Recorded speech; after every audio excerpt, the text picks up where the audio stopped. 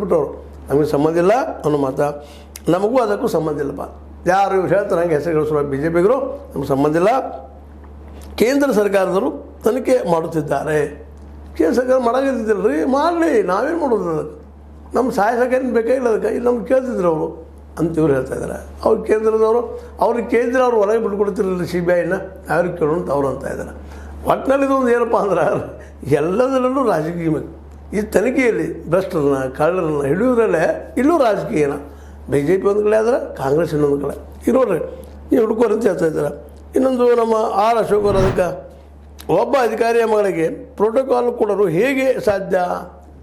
ಒಬ್ಬ ಅಧಿಕಾರಿಯ ಮಗಳಿಗೆ ಅವ್ರಿಗೆ ಯಾಕೆ ಪ್ರೋಟೋಕಾಲ್ ಕೊಟ್ಟರು, ಹಂಗೆ ಸುರಕ್ಷೆ ಕೊಟ್ಟರೆ ನಮ್ಮ ಸರ್ಕಾರ ಅವ್ರಿಗೆ ಹಿಂದಿದ್ದರೆ ಇದೆಲ್ಲ ಮಾಡ್ಯದ, ಇದ್ರ ಹಿಂದೆ ಸಚಿವರು ಇದ್ದಾರೆ, ಅದಕ್ಕೆ ಆಕೆ ಬಿಡ್ತಾ ಇದ್ದಾರೆ ಅನ್ನೋ ಮಾತು ಮಾತಾಡ್ತಾ ಇದ್ದಾರೆ.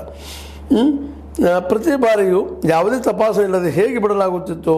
ಪೊಲೀಸ್ ವಾಹನದಲ್ಲಿ ಆಕೆ ಸಂಚರಿಸಿರುವ ಬಗ್ಗೆ ತನಿಖೆ, ಸಮಗ್ರ ತನಿಖೆ ಆಗಲಿ ಅಂತ.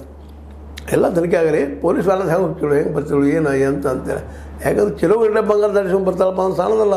ಅದು ದುಬೈದ ಅಂತಾರಾಷ್ಟ್ರೀಯ ವಿಮಾನ ನಿಲ್ದಾಣದಲ್ಲಿ ದಾಟಿಸ್ಕೊಂಬರೋದು ಹುಚ್ಚಾಟ ಅಲ್ಲ. ಅದು ಅಲ್ಲಿ ತಪ್ಪಿಸ್ಕೊಂಬಂದ್ರೆ ಅಲ್ಲಿ ಅಧಿಕಾರಿಗಳು ಇದರಲ್ಲಿ ಶಾಮೀಲಿದ್ದಾರಂತ.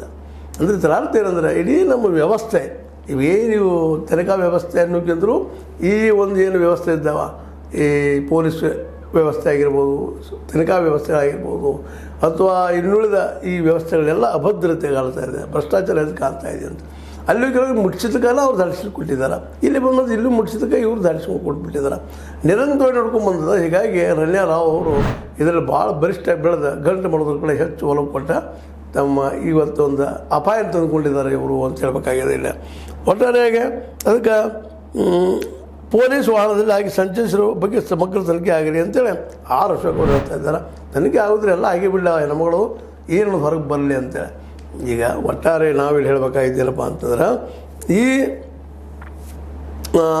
ಏನು ಬಂಗಾರದ ವ್ಯವಹಾರದ ಆಕೆ ಮಾಡುತ್ತಿರುವಂಥ ರಣ್ಯಾ ಅವರು ಇದು ಇವತ್ತು ಮಾತ್ರ ನಿಧಾನಕ್ಕೆ ಇದು ಕಾಂಗ್ರೆಸ್ಸಿಗೆ ಕಂಟಕ ಆಗಬಹುದಾ ಅನ್ನೋಂಥ ಮಾತು ಬರ್ತಾ ಇದೆ ಕೇಳಿ.